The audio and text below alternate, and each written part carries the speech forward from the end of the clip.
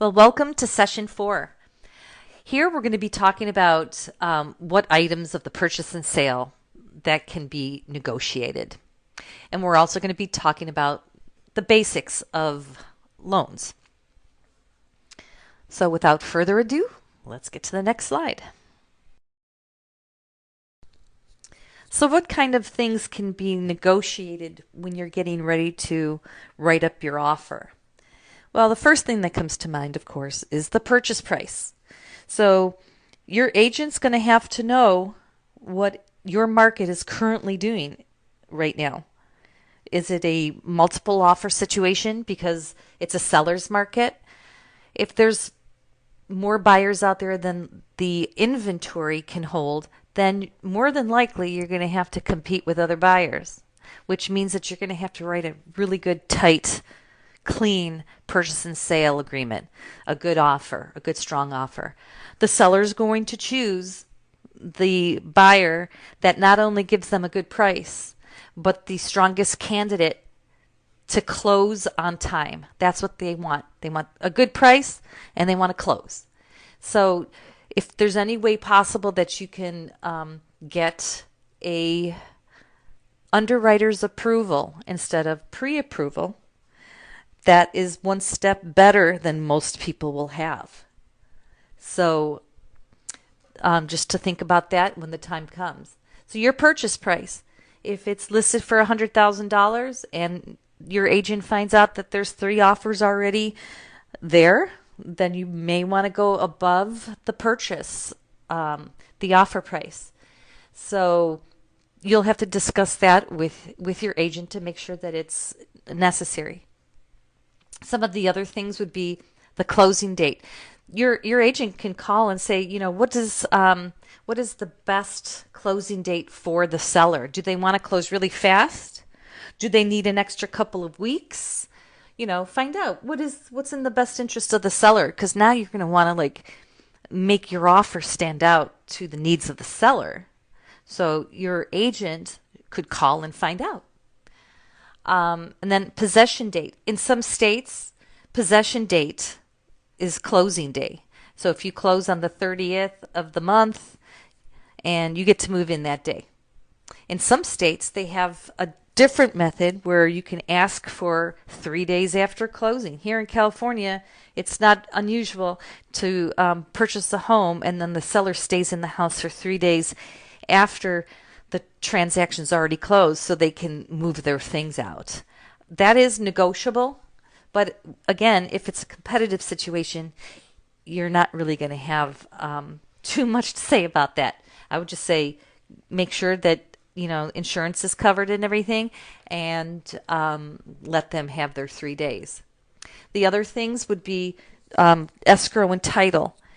You're purchasing title on behalf of your lender. So title insurance covers that it has clear and marketable title on that property. So it's purchased on behalf of the lender and the owner. So title, there's 2 different title policies. You have the choice. In some places, the agents want to be in control, and they say, no, I have a relationship with Chicago Title, so we have to use Chicago Title. And I have a relationship with XYZ escrow company, so we're going to use them. You can just go with the flow because most of them are really good. An agent will not work with somebody that doesn't do a good job, but it's really your choice. You can choose the escrow, who does the escrow, and who you buy title from. It's your money, you're paying for it. But usually the agents have these good relationships and already know who they're comfortable working with. And plus they have a relationship with them, which means that the escrow and the title company will do a good job because hopefully they like the agent. So that's kind of a little step towards on their behalf. So the other things would to negotiate, the home sale contingency. In session 3, we talked about that a little bit. The home sale contingency is if you have a house that you own and you want to buy another house, but you don't want to sell your house until you find the one that you want. you're going to be contingent. So if you put the offer in, your agent will have a home sale contingency addendum.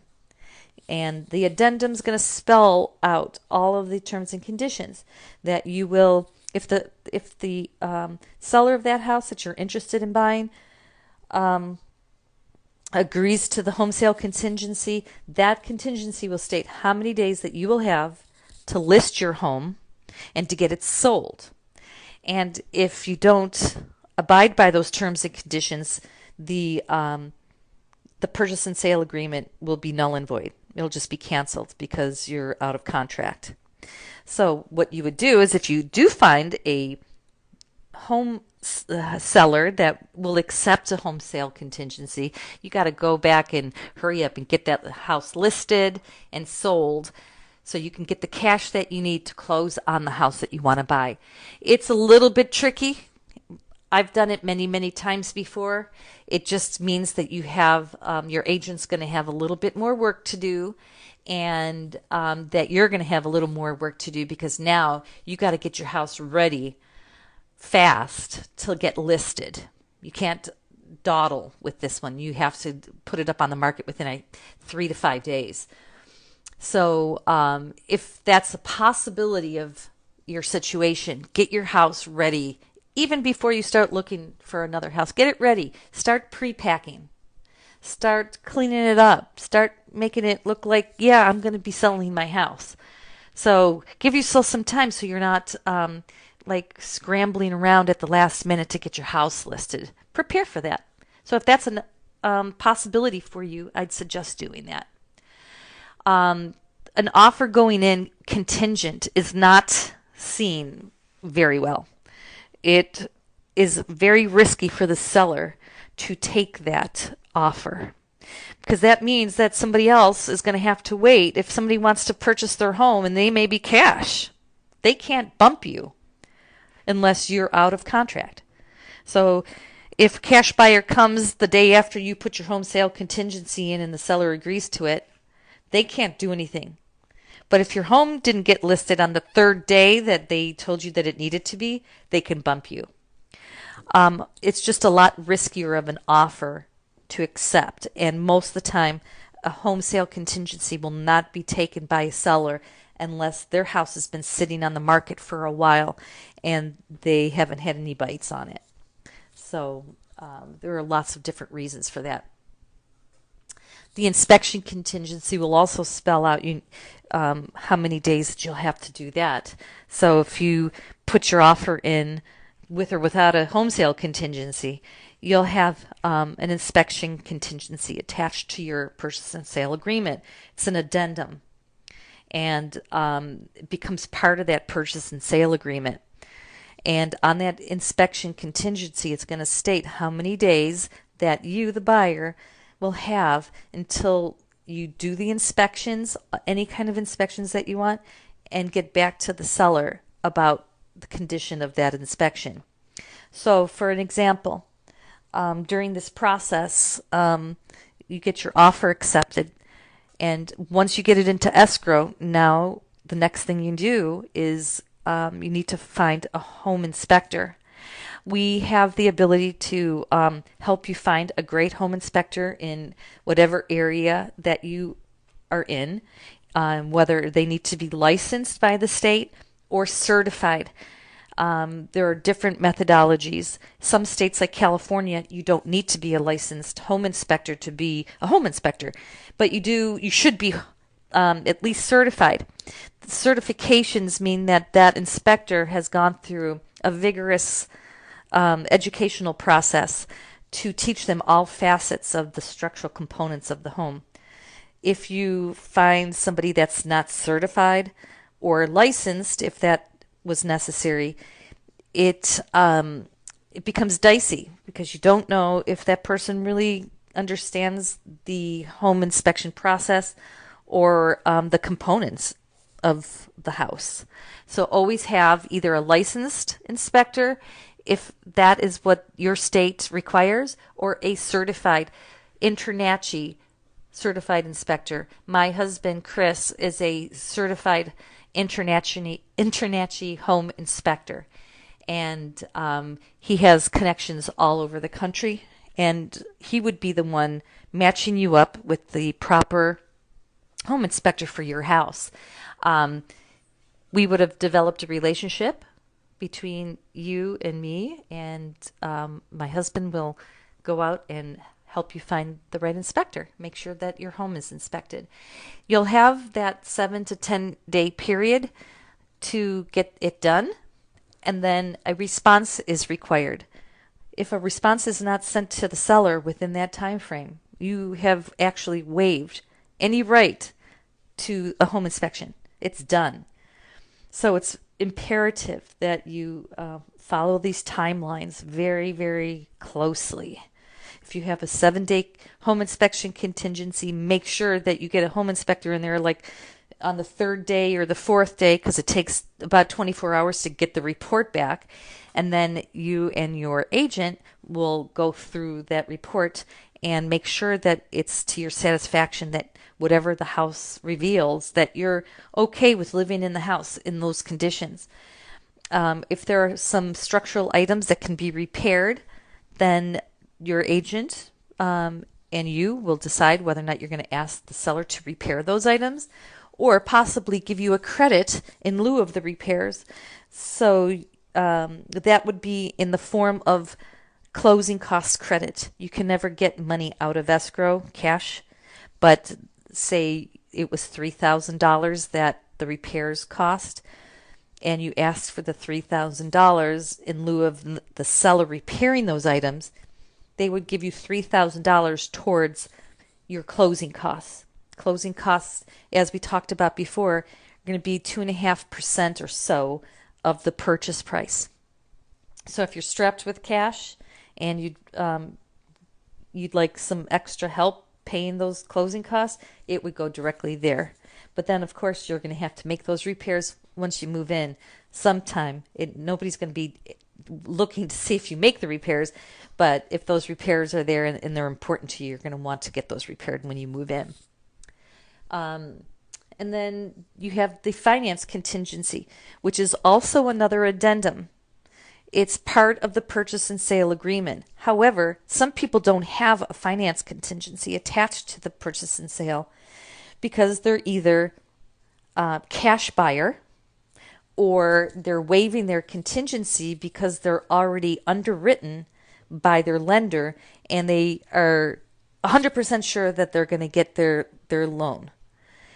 And they want to compete with the other buyers, and taking that finance contingency out of the contract helps the seller because they can't back out of the contract because they say that they can't get a loan. So that's one less risk for the seller if they don't have that finance contingency. I would say 90% of all offers are going to have a finance contingency in there. And if you are not a cash buyer and you're getting an FHA loan, I would always suggest to keep that finance contingency as part of that purchase and sale agreement. It usually lasts until almost closing, and it's the only thing that's really helping you with any way to back out if you lose your job, or if something changes in your lifestyle, or you have to move somewhere else, anything like that. That finance contingency can really save your earnest money. So I would suggest keeping that part in.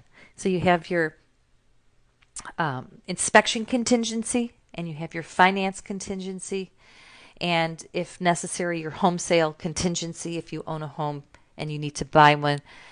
That is another addendum. We talked about earnest money several times in different sessions, and that earnest money, as I mentioned, the more that you show in good faith that you're going to close that deal, the higher the number. The seller loves it. They love a big number, even though they don't get that money. It's still yours. They love to see a high number because that means that more than likely you're not going to walk away from $15,000 or whatever your earnest money is just because you get cold feet. So if you really know that you're going to love that house and you have the funds to do it, write a decent earnest money check. It makes it look good and in the eyes of the seller, and you get it back And when you get at closing, that's your money. Nobody's going to take it unless you just back out of the contract without a valid reason.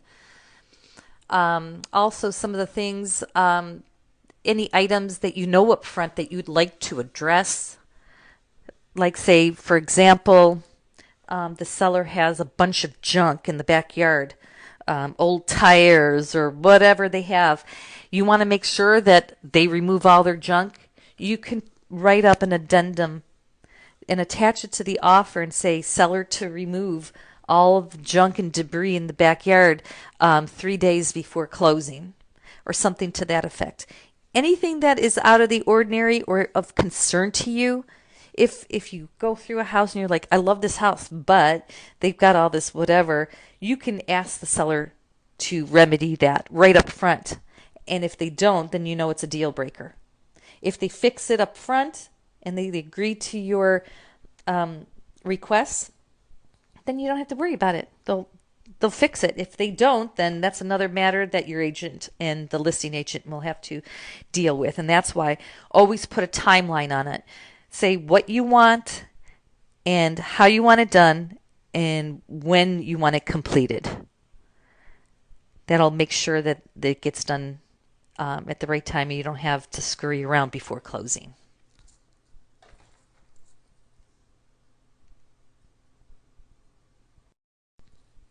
Again, about the inspection, this is such a very large part of the purchase and sale process.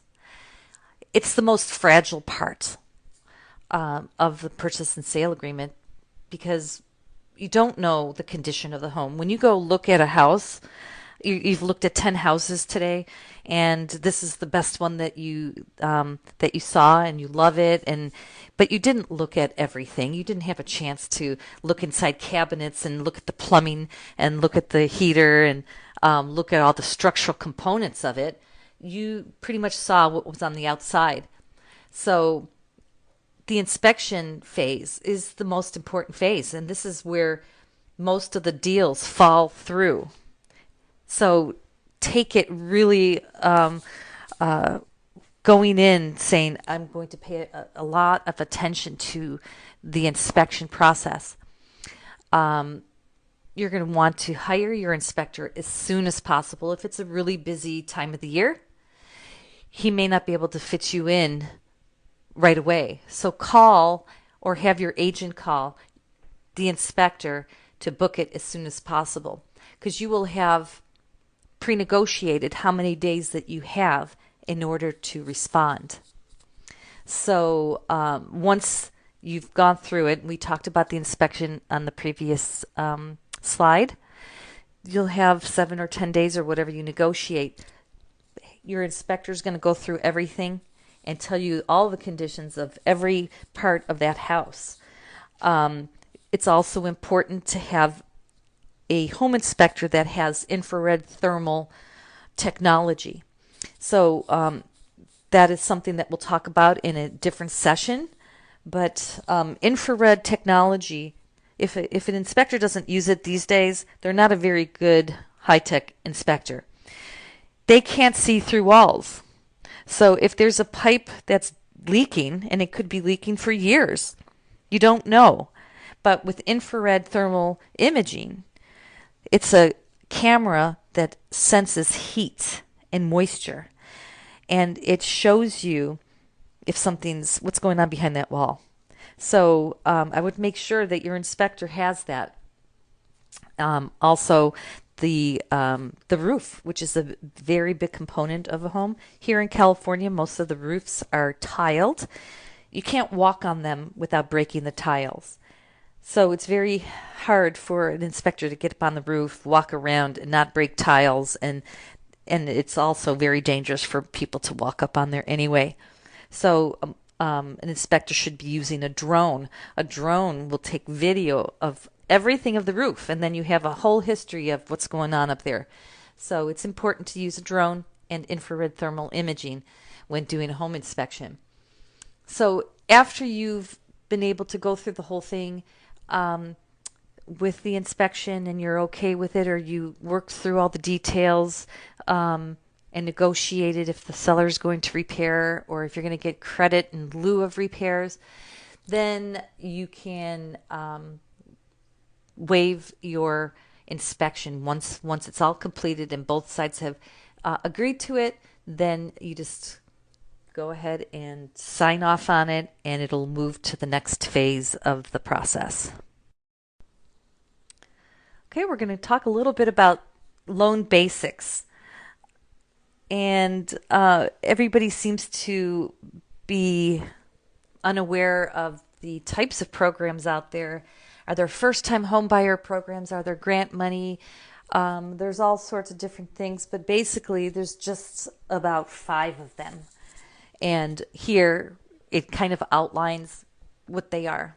So you have FHA, which is a government-backed loan. You have the VA, which if you were military or a vet, you get to use the VA program, which is 0 down. The USDA program is basically for rural properties. Even in California, there are rural areas that qualify for USDA, and you don't have to have any money down and not be military. So it's the only program that you can go in with 0 down. So if you don't mind living out in a rural location, this might be great for you. Then there's the conventional programs. And it used to be just a couple of years ago, you had to come up with 20% down, but now you can come up with a smaller amount and get a conventional loan. And then there are a few grant programs, and grant programs only last until the money's gone. So one program might be out 6 months ago, but there's no money left. There might be another one. So you'd have to really talk to your lender about if there are any kind of grant programs. So a grant program would be based on a lower income, and you may not have your down payment. So there could be a down payment assistance grant program for you. You would just have to ask your lender about it. So now we're going to talk a little bit more about the FHA program. If you're a first-time home buyer and you have minimal funds, this is probably the program that you'll be using. It only requires 3.5% down, 3.5% of the purchase price. But there are some fees attached to it, and like for example, the 1.75% of a funding fee that gets wrapped up into the loan. There's also what we call PMI, private mortgage insurance. And it's an insurance policy for the lender because they're taking a risk of a first-time home buyer. It used to be able to be paid off, or once you had an 80-20% equity in your home, that you can release that, but not anymore. It's for the life of the loan. So that's just something that you're going to have to be prepared for. It costs a little bit more to have this type of a loan. But it is the lowest down payment that you can get outside of a 0. You can't use it to buy an investment property. It has to be owner occupied. But it is probably one of the biggest first-time home buyer programs that are out there, that it helps you find a home with the least amount of money. The next loan would be a conventional loan. And as I mentioned, it used to be, after the crash of the market in 2008, lenders were only accepting 20% down payments for conventional. But now we're back down to 3 to 5% down, with more restrictions, of course. You have to qualify, you have to have a higher credit score, and your debt to income ratio needs to be better. But if you can qualify for this type of loan, it might be better for you up front because it costs less to do the loan. You can purchase an investment property or a second home with a conventional loan. You can't do that with FHA. There's no upfront funding fee, and there's no, if you could put down 20%, there is no private mortgage insurance. If you go 3 or 5%, then you will be paying mortgage insurance. The rate is a little bit higher than the FHA, but I think if you can do a conventional loan, that probably is overall less expensive loan and the most flexible loan that you can get. The VA loan, my favorite loan. I'm also a veteran, a U.S. Navy veteran, and I've helped a lot of people purchase using their VA eligibility. It's the best loan. If you are military or ex-military, please use this. You don't have to use any of your own money. You could buy a house with the VA using no money of your own. And you can also use some of the closing costs that you can negotiate with the seller to pay off credit cards. So if you can use a VA loan, please do it. It's the best loan out there. And you can buy a house with absolutely no money out of your pocket. I've done it many times before, and your agent should be able to, if you are a VA, if you have a VA eligibility and you want to use it, I will look for the best VA agent out there to help you use little or no money out of your own pocket. So please make sure that you let me know if you're a vet. The USDA loan, which is another government-backed loan, allows you to actually buy a house with zero down. However, it's in specific areas. Perhaps one of the areas in the state that you live in has a rural area. If they still have money in that fund, you would be able to live out there, buy a house with zero down, and close on your new house. It does cost a little bit more up front with the different limitations. There's funding fees and things of that nature, and PMI, which is that private mortgage insurance, and it's tacked on to your mortgage payment. So depending on the purchase price of the house, it's 0.35% of the purchase price. So that would be one of the things. But if you didn't have a lot of money to put down, this is definitely the way to go. If you don't qualify for VA, check to make sure that the house that you really like, see if it qualifies for the USDA loan. It's another really, really good loan to get if you can get it. So in summary, we talked about the different types of loans that are available to you, and now you have a talk track for the next discussion with your lender to see which one of those loans are right for you. We also talked about some ideas and negotiating tips when you're preparing your purchase and sale agreement and your offer with your real estate agent. Also, if you haven't already talked with me about my service to you, please give me a call or an email. I would love to be able to discuss with you how I can help you put together your team of professionals to help you through this whole home buying process. There's no fee to you. It's my pleasure to do this, and I look forward to getting to know you a little bit more and what your needs are. So please give me a call or an email anytime. See you in session 5.